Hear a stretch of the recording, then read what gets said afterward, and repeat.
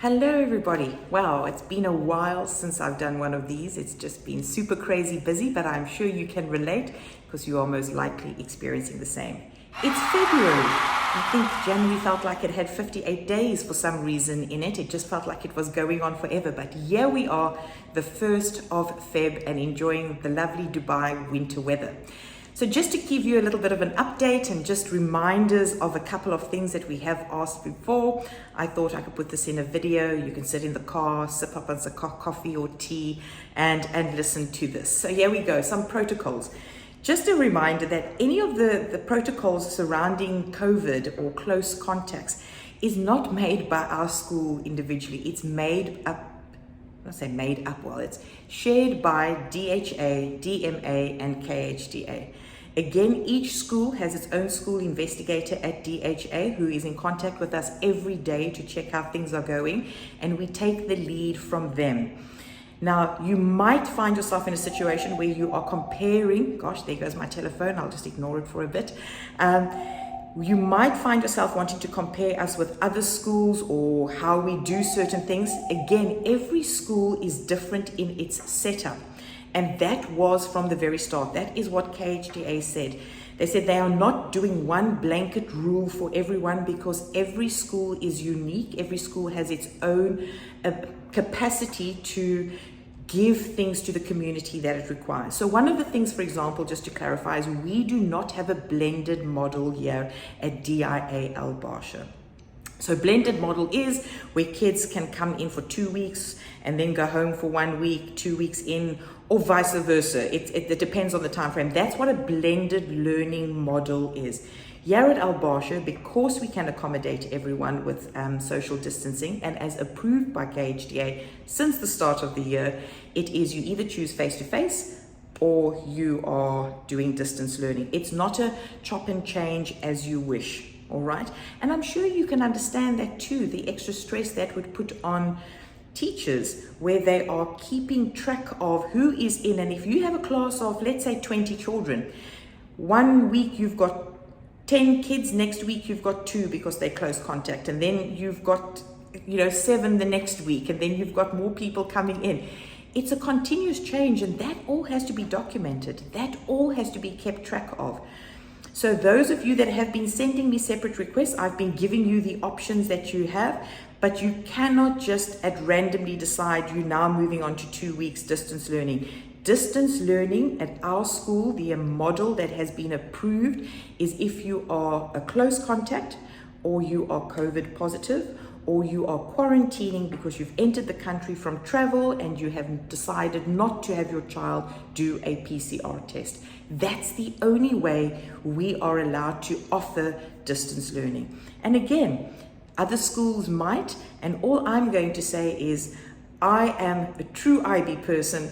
I am going to be principled and I'm going to be following the rules. And I hope and trust that you appreciate that our school will follow the protocols to ensure that everyone is safe.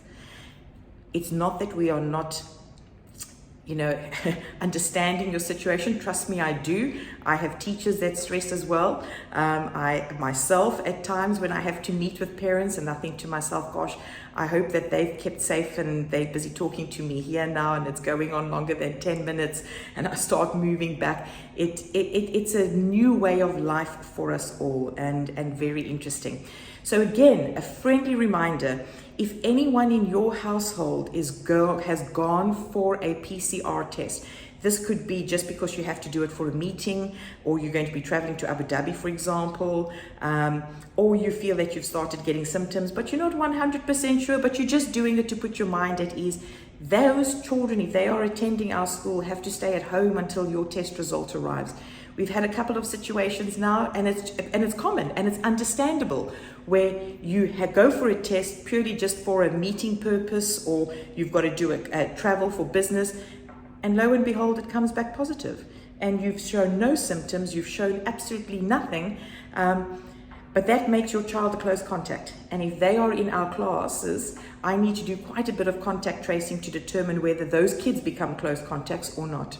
So just to be safe, And this is the protocol. If you look at KHDA's website, I think they've got a campaign running. It's Are You a Jamil or Are You David? And they've given 2 scenarios of what 2 dads did as an example. And you've got to ask yourself, which one are you? If your child is sick, if your child is just slightly sick and they've got a little headache or they've got a bit of a runny nose or a sore throat, keep them at home. Now, yes, we do have a doctor on campus, and yes, we do have 2 nurses, one based in the primary school and one based in the secondary school. We do have that here, but they're not used as your personal doctor's appointments, all right?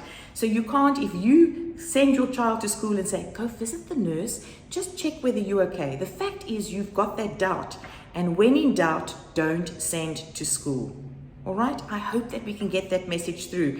Because all the nurse and doctor is going to do is going to follow DHA regulations, and DHA says if a child comes in with a sore throat or a runny nose or a sneeze, we have to send them home. That's it. We can't fight with that. Then, if you are returning to school, in other words, you are returning because you've been a close contact or you were COVID positive. COVID positive, we need your clearance certificate from DHA first. DHA sends it to us automatically, but just make sure that it's gone to the nurse. If you are a close contact, remember, you are a close contact and you are isolating for 10 days. If you show no symptoms during those 10 days, after the 10 days, you return to school. You don't need a PCR test, okay? But if you've shown any slight symptom, then you are going to need a PCR test. And again, this is Dubai Health Authority rules. You're welcome to visit their website. It is all detailed there, and that's what we are following as a school. So when you return to school after more than 2 days absence, and this has always been the case, you need a clearance certificate to say why it is that you were absent and that you are all good to go. If that has nothing related to COVID, again, that's absolutely perfect, but I still need a clearance certificate for you to enter the campus. If you are a close contact, you've got to pop by the nurse first just for her to sign you off. And if you were COVID positive, you just got to pop by the nurse first so that she can sign you off. So I hope that makes understanding. Again, none of these rules are new. It's the same way that we have been operating since the very start. Right, then a huge thank you to you all for the care boxes. Wow, super support from the parent body, and I know that our support workers here at school, our support staff who've all been for their vaccination shots, by the way, will be really appreciative of the spoils that you have got. So on the 11th of February, save the date, I will put it up on Toddle. It's a Thursday. The kids will be coming to school wearing red or pink because it's the month of caring. So as part of our UAE moral education program, the month of February is all about caring, and it's also an IB attribute. Right, so that you need to remember. Then here comes my last one. As I have said, myself and the nurse are 24/7 on emails, and that's sadly even our weekends as well, with family time that we step away from. But we will only reply to emergency emails. So what we're coming across now is I have parents emailing on a Saturday night, some of you emailing at 11 o'clock, 10 o'clock at night, requesting to move to DL because you've been a close contact or there's a positive. Come 6 o'clock in the morning, I get another email to say, why haven't you responded? Well, could be that I've already chosen to go to sleep at 10 o'clock on a Saturday night. So I need you to understand that nothing will be done officially to move children to distance learning, and they can only be moved if a close contact or if positive, with a 24-hour working day notice. All right? So we will get back to you. Just remember, we're a school of 1,000 students now, and those are emails that we need to reply to. I know all 1,000 don't email at the same time, but trust me, I do get quite a number of emails. It's almost hitting triple digits on a day here with questions and queries to and fro. All right. So 24-hour working notice is what working day notice is what we request for. So that's about it. Other than fingers crossed, we seem to be doing well. It was great to see our grade 1, 2s and 3s back here at school when we had to close the corridor for 3 cases. And because it was a corridor, DHA recommended that to be safe. We received a visit last week again from DHA. who commended the school on the way in which it has handled the situation. We've got one of the lowest COVID case ratings here in the area. And again, that is all due to you, our parents. If you don't keep us informed and you don't do so in a timely manner, we wouldn't be acting so swiftly. So this is a team effort. And thank you for that. Thank you for keeping us informed and keeping us on top of all the information. We just need to tighten up a few strings of making sure everyone is doing that, and then we can get things sorted. Let me see if there's anything else. Oh yes, when you do pop me an email, whether it be over the weekend or anything, and you tell me your child is coming to close contact, etc., and you're right, my child is coming to close contact, we request to move to distance learning, kind regards, and you sign off your name.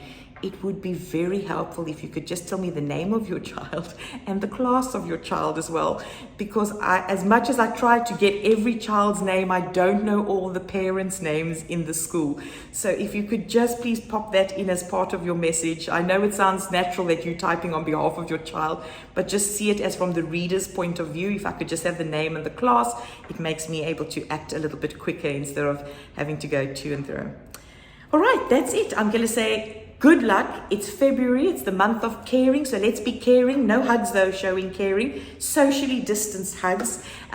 Smile. Just say to yourself, you know it's going to happen at some point. It's nothing that you need to apologize for. We just need to make sure we act swiftly on the right information. Don't stress yourself out with parents' WhatsApp groups. Don't stress yourself out with media numbers. Whether they can stress us out, yes, of course information can stress us out, but this is our new way of life, and when we are looking stressed, we are transferring that onto the kids, and we don't want that. We want them to try and be as normal as possible. So everyone, take care, stay safe, and keep in touch remotely, virtually, if you have anything that you need to share regarding COVID or anything else. Bye everyone, take care.